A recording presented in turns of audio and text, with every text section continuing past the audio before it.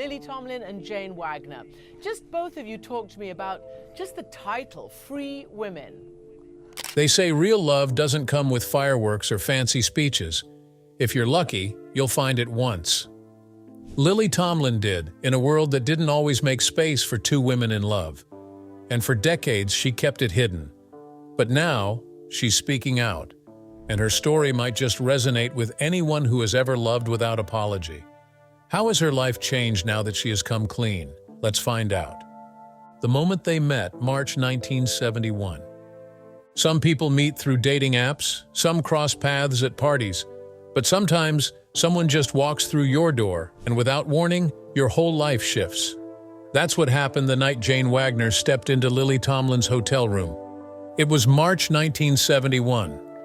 Lily was in New York, riding high on the momentum of her comedy career.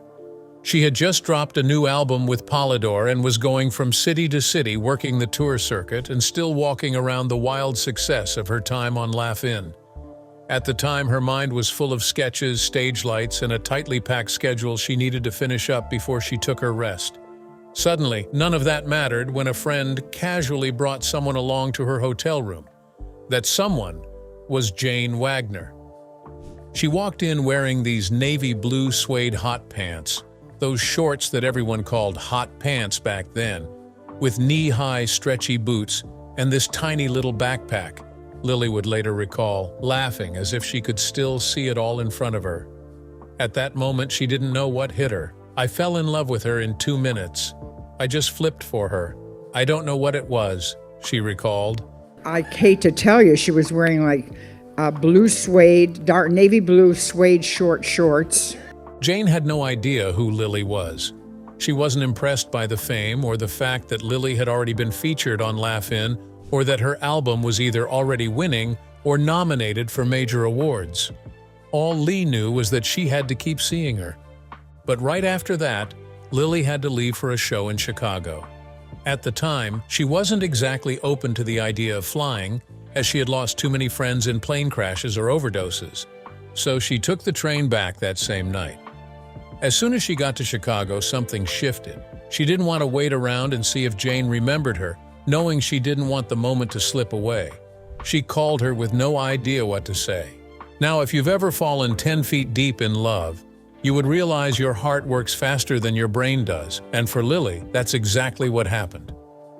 Recall that Lily was on a tour, and as you would expect, she didn't have a lot of time. She was booked solid, but wanted a date with Jane and was determined to make it happen. So without considering the odds of her next plan, she booked an extra show at the bitter end in New York just to impress her, and this wasn't part of the tour.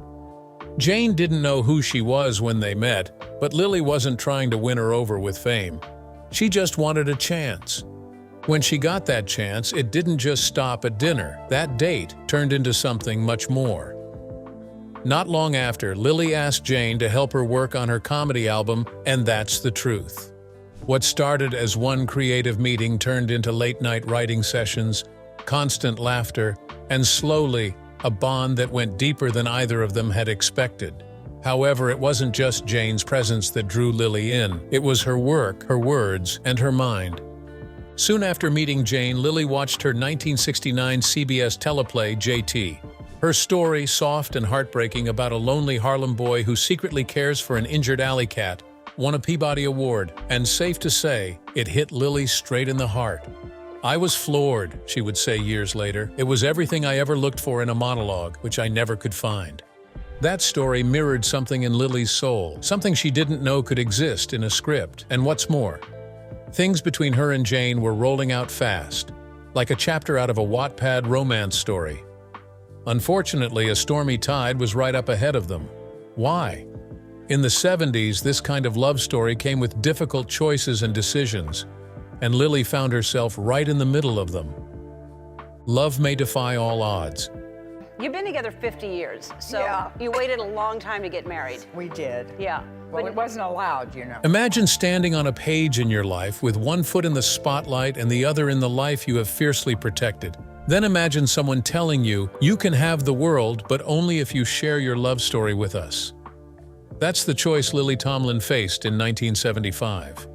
and she walked away from the spotlight because some things, even in showbiz, are too sacred to perform. Now, why would someone give up the spotlight for love? Back in 1975, Lily Tomlin and Jane Wagner weren't out in the open like a 4th of July parade. They were living together, building a life that no headline could sum up, and everybody knew this, except the media. So, when Time magazine came knocking, offering Lily the cover on one condition, everything changed. They told her it could be a landmark moment, the chance to publicly come out and share her truth. It would have been a significant, monumental event because this was long before coming out was celebrated or considered safe. If she had grabbed that opportunity, it would have been splashed across newsstands from coast to coast. Lily spoke about it years later, sitting across from Ellen DeGeneres, the same woman who took that cover decades later in 1997 and changed the conversation forever. Lily remembered it clearly. Pat Kingsley, my publicist, called and said Time would give me the cover if I came out. Anyway, no, they did. Pat Kingsley called me, who was my publicist. Oh, God, I love her. That's when Lily made the decision most stars wouldn't dare to make. I just wasn't going to play their game, she said. I wanted to be recognized for my performance. And even now, you can hear the firmness in her voice. She knew what was being asked of her. It wasn't just going to be a cover. Part of it would have been control, and the rest would have turned her life with Jane into a cultural talking point. She even joked with Ellen about all the backlash she had faced for her cover. Maybe Lily had made the smart move after all. It was a hard decision to make. Yeah. And so I fell down on the side of... The irony, however, was that 2 years later, she did appear on the cover of Time. However, this time it was different, as there wasn't a headline to spark controversy. Nearly 4 decades later, on December 31, 2013, Lily and Jane, who had weathered storms, politics, fame, and time, decided to tie the knot when same-sex marriage was finally legal. But even then, they weren't ready for the world to know. They drove out to Van Nuys, just a couple of women in love, trying not to draw attention as they stood in line behind teenagers and young couples on the same journey. "We didn't want anyone to see us," Lily said. "There were all kinds of young kids there getting married." And in true Lily fashion, even the rings weren't planned. She ended up digging through their jewelry, looking for something they could slip on, because what mattered wasn't diamonds or a designer ceremony. It was the decades of devotion that led them there. It was sweet. "We didn't have any rings, so I went into our jewelry and was digging out rings," Tomlin told People in January 2019. And just like that, after nearly 42 years together, their love was finally legal. However, before marriage, before even the suggestion of a magazine cover, there was something much stronger. When Lily first laid eyes on Jane's work, she was spellbound. Jane Wagner wasn't just anyone. She was a writer. Remember, she made her debut with the CBS afternoon special JT back in 1969, and that story earned her a Peabody Award. That's also what caught Lily's attention. At the time, Lily was searching for someone to help develop her laugh-in character, Edith Ann, and Jane was just the perfect piece in her puzzle, a piece that to this day hasn't gone missing. Love Beyond First Sight. The way Lily showed Jane Wagner love in 1985 was deserving. That year, both of them poured everything into the documentary, The Search for Signs of Intelligent Life in the Universe. Jane wrote it, and Lily embodied her character, one woman on stage. The show didn't just win Lily a Tony Award in 1986 for Best Actress in a Play, it gave her a place to channel everything Jane had written straight from her heart to the audience. It was wildly successful. However, what made it even more unforgettable was the timing. Cell phones had just started showing up in everyday life, and one night, in the middle of a monologue delivered by a character who was communicating with aliens, a phone rang in the crowd. Lily didn't miss a beat. She turned to the audience and with her usual dry wit said, "I know you think this is part of the show, but it's not." The room cracked up because only Lily could make that kind of interruption, while keeping the whole audience in her hands. Yet, while their creative partnership was right there for the world to see, the reality of their relationship stayed tucked beneath the surface. By 1988, People magazine ran a feature on Lily and referred to Jane Wagner as her best friend and writing partner. Ignorantly, they also mentioned the old pink stucco house in LA that once belonged to W.C. Fields, which they shared at the time. Still, in that same interview, Lily couldn't help but light up when she spoke about Jane's writing. She writes satirically but tenderly, she said. She loves farce and black comedy and broad slapstick. When you put all that together and make an audience laugh and be moved, it's just glorious. Years later, in 2013, they shifted to a documentary they co-created, An Apology to Elephants. It was about cruelty and compassion. Lily narrated while Jane wrote, and together they brought attention to the mistreatment of elephants in captivity. For Lily, the cause was personal. She had spoken up in the past about the LA Zoo and a baby elephant named Billy, as she believed in fighting for the ones who couldn't fight for themselves. It's the importance of caring for those younger and weaker, she said, and whether that meant people or elephants or anyone in between, she meant it. That was just who they were, and sometimes that kind of care extended beyond causes or activism. The topic of children had always hovered somewhere in the background for Lily Tomlin and Jane Wagner. And in 2015, Lily finally spoke about it in a way she hadn't before. She said the two of them weren't always on the same page.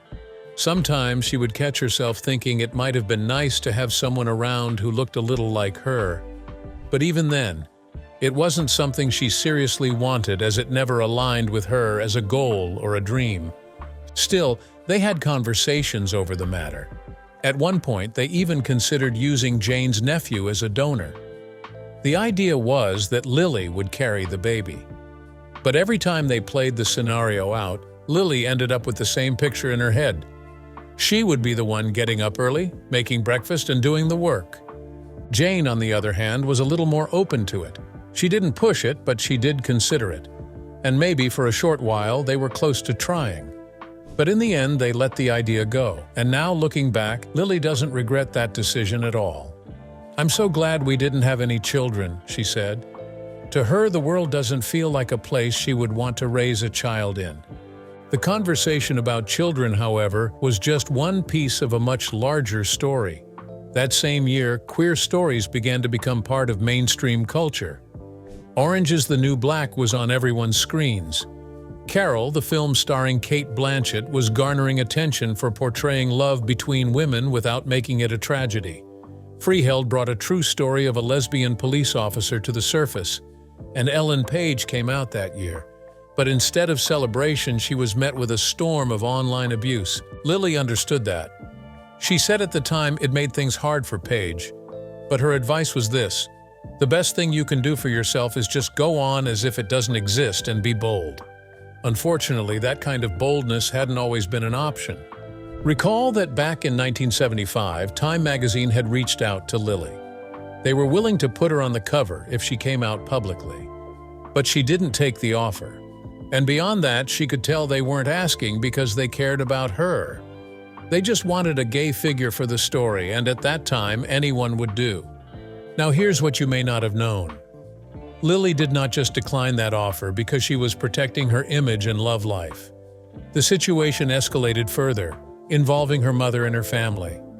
Her mom especially was deeply religious, Southern, Methodist, and her world was built around Jesus and tradition. Meanwhile, Lily's brother Richard was gay too. He lived with his partner in the same town as their mother until she passed away at 91, but none of them ever really talked about it. "My mother was pretty traditional," Lily said. Most of her relatives were too. So she decided the best thing to do was to keep things quiet. Now, when people ask her if it's still harder for openly gay actors to land leading or romantic roles, she answers without hesitation. "Probably, but I was never considered for those roles anyway." Today, the world feels much more open to same-sex relationships than it once was. And now, Lily has finally chosen to share her complete love story with us. Lily's final confession. You would expect that after over 50 years together, the spark between them would dull. As would every love story you may have heard of, the spark softens, the surprises stop, or the little quirks turn into reasons to sigh. However, with Lily Tomlin and Jane Wagner, that just never happened. When Lily was asked in 2019 what held them together for so many decades, and a world that rarely gives love a fair shot, she didn't flinch. Admiration and respect, she said. If you didn't know, Lily's life has always had a way of folding people in, especially the ones named Jane. There's Jane Fonda, her longtime co-star and close friend who was nicknamed Jane Number 2. But the Jane who matters most, who knows how she takes her coffee, that's Jane Number 1, and she doesn't stutter when she talks about her. In 2022, when she ran the Interview with the Hollywood Reporter, the comedy series Grace and Frankie had already run its course. 7 seasons, countless episodes, and somehow their chemistry never wore thin. Lily played Frankie, this wild-hearted, ocean-loving soul, and you couldn't help but wonder if she was playing a version of herself. When someone asked how it felt working beside Jane Fonda all those years, she just said, "I've loved Jane for a long time, it felt natural." Still, love and everything tangled up in it wasn't always something Lily talked about easily. That's why people leaned in when she sat on Ellen's couch and told the story of how she came out. It was at a college bar, and at the time, she wasn't even famous yet. Laugh-In didn't happen until the very end of 1969. Then came the question that made the audience gasp. How long had she and Jane been together? Lily smiled and said, 51 years in March. Even she seemed surprised by the number. "It doesn't feel that long," she added, shaking her head like time had tricked her. But love has a funny way of sneaking up in the ordinary moments, like the time Lily and Jane both bought weighted blankets separately without even telling each other. Jane Fonda had told Lily she had the best sleep ever with a weighted blanket, but they never used the blankets. Lily read the reviews and couldn't help but laugh. Someone claimed the blanket made their body too heavy to digest food. Another said they were now seeing 2 doctors for back pain, and one poor soul thought they were paralyzed because they slept too deeply. Lily held up the unopened box like it was a health hazard, laughing so hard she could barely get the words out. By early 2022, Lily was gearing up to shoot 80 for Brady, a comedy with Jane Fonda, Sally Field, and Rita Moreno. She admitted she was nervous. It was a new set filled with new people, but she knew this group, and that made everything easier. As for Grace and Frankie coming to an end, she wasn't heartbroken. Fonda, whom she now affectionately calls Panda, was still around.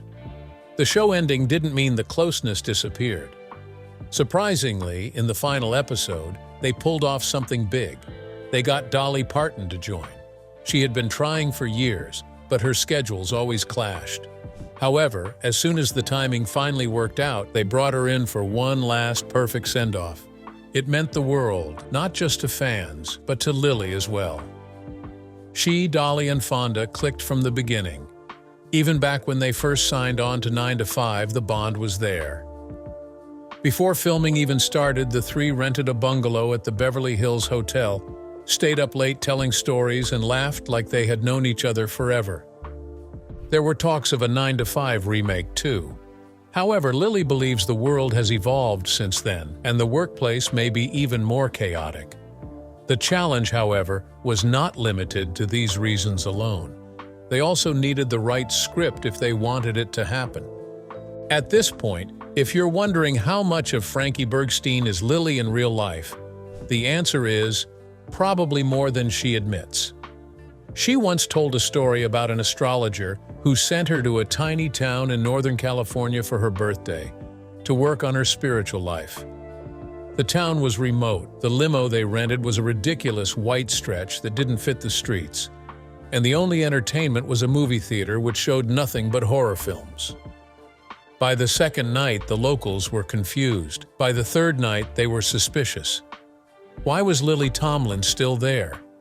But long before she found herself trapped in horror movies and awkward limos, Lily was just a young girl, and Jane? She had a life until she met the love of her life.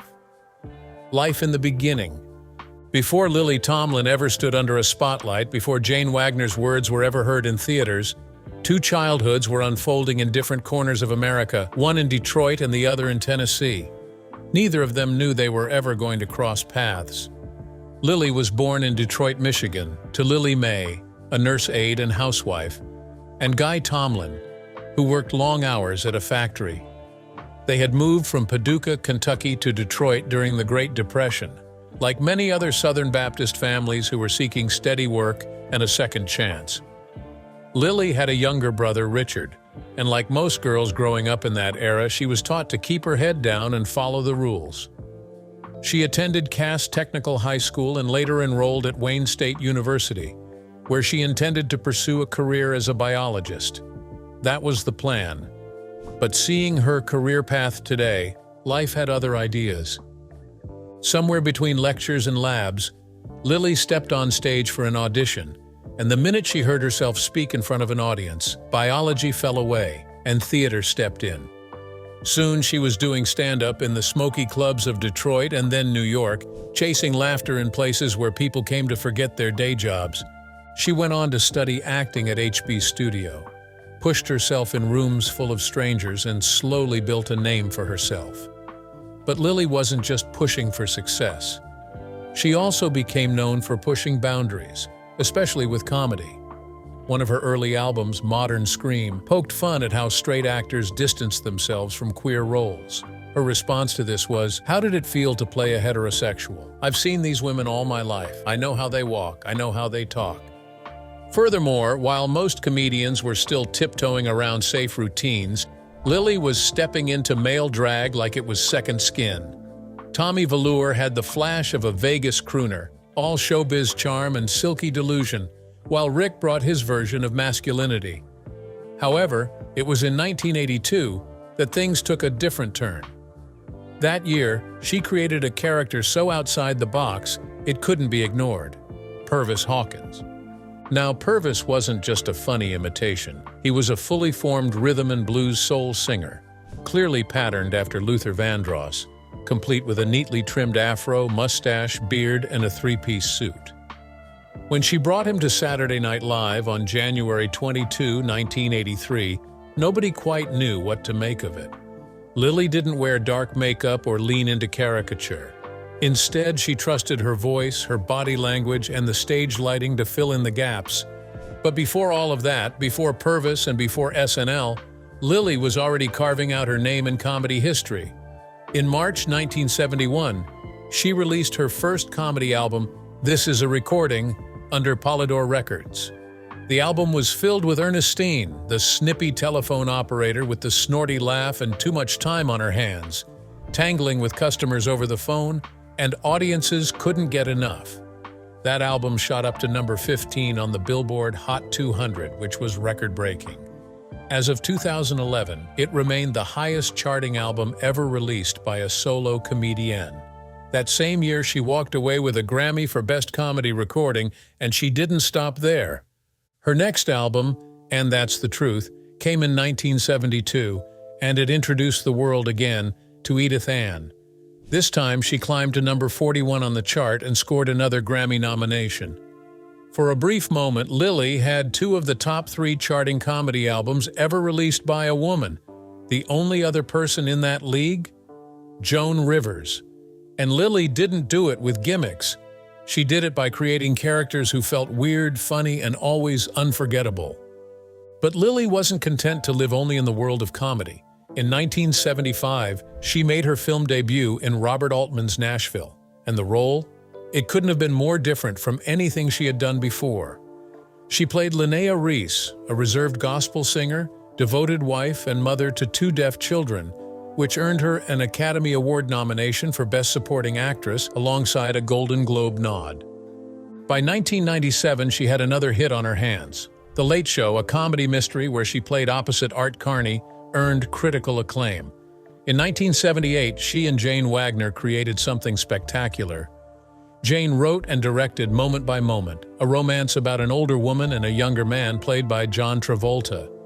It was different, but unfortunately the critics weren't kind. The film flopped, and then there was Jane. Jane Wagner was born in 1935. In contrast to Lily's life, her early years weren't filled with stages or scripts. Instead, she toured with the Barter Theater in Virginia and later worked as a designer for firms like Kimberly-Clark and Fieldcrest. She made her writing debut with JT, a CBS afternoon special in 1969. Jane won the Peabody Award, and that's when her work caught Lily's attention, who, as we mentioned, was looking for someone to help develop her character, Edith Ann, for Laugh In. Now, Jane didn't just help. She became the missing voice and the one who turned ideas into something unforgettable. That was the beginning of a creative partnership that would last longer than most marriages, and, eventually, became one. Together, they wrote, produced, directed, and built a body of work that never felt like it came from separate people. They were nominated for Grammys, they won Emmys, they shared a Writers Guild Award. Jane wrote and directed Moment by Moment, starring Lily and John Travolta. She wrote The Incredible Shrinking Woman, again with Lily front and center. And perhaps the most beloved of all, The Search for Signs of Intelligent Life in the Universe. That one earned Jane the New York Drama Critics Circle Special Award and a Drama Desk Award. When it was adapted into a film, it earned her a Cable Ace Award. Years later, in 1996, Jane won another Peabody, this time for Edith Ann's Christmas, Just Say Noel. Yet, before the world called them legends and before they were celebrated at Lincoln Center or lit up Netflix screens with Grace and Frankie, they were just two women who found each other and stayed. That's what made the retrospective so fitting. The curators at Lincoln Center named it Free Women, Lily Tomlin and Jane Wagner. And when Lily was asked what she thought of the title, she just said, "That must be how they see us. Otherwise, we would have taken a shy corner." Still, looking back, Jane has admitted they have had those hard conversations. What if Lily had said yes to that 1975 offer? What if she had come out in Time magazine before anyone else did? Would it have changed the world a little sooner? And now, at 85, when Lily finally says that Jane is the love of her life, maybe the real question isn't why it took her so long to say it out loud. Maybe it's that we just weren't ready to listen until now. What do you think of Lily and Jane's love story? Let us know in the comments. If you enjoyed this video, like, share, and subscribe to our channel. Before you go, explore the other videos on your screen.